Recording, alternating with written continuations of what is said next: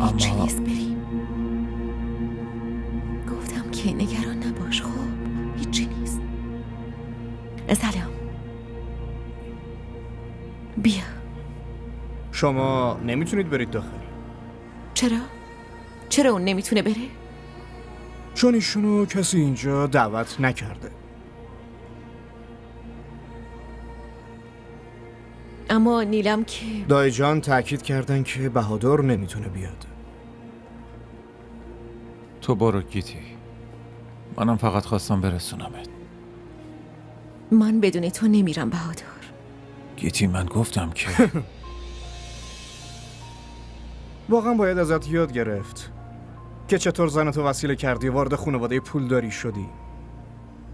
من و بهادر رو خود بابام دعوت کرده، فهمیدی؟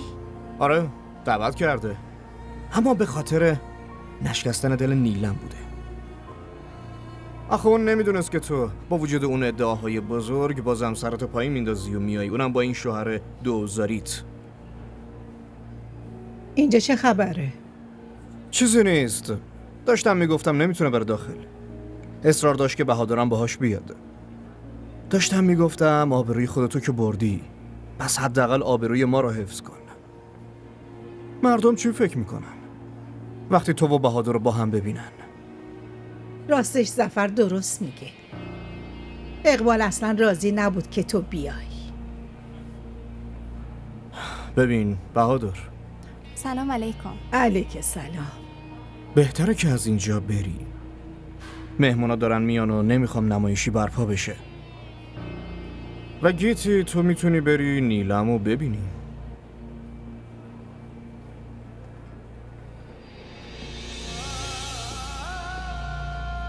من وقتی میرم که بهادرم با من بیاد، وگرنه نمیرم داخل. و این احترام الکی و جلال و جبروت مزخرفتون خیلی زیاد شد. به بابام بگین اگه میخواین گیتی رو ببینین پس باید بهادرم کنارش ببینی. بریم بهادر.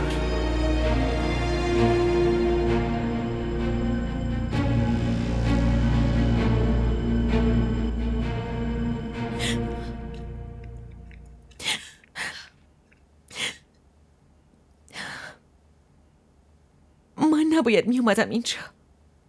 قسم خورده بودم که پامو توی این خونه نمیذارم بهادر. اما به خاطر حرفای تو و نیلم من الان اینجا اومدم. و بابام اگه میخواست با هم اینطوری رفتار کنه بس برای چی منو دعوت کرد؟ من از خودم عصبانی هستم، از تو هم همینطور.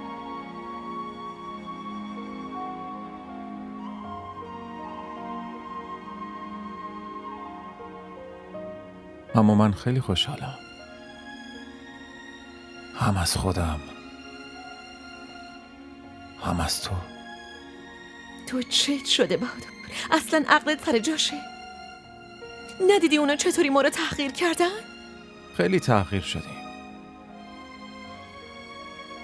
ولی طوری که تو برام احترام قائل شدی گیتی، در مقابلش همه ی احساس حقارتم تموم شد. خوشم اومد. تو دیوونه شدی. بریم.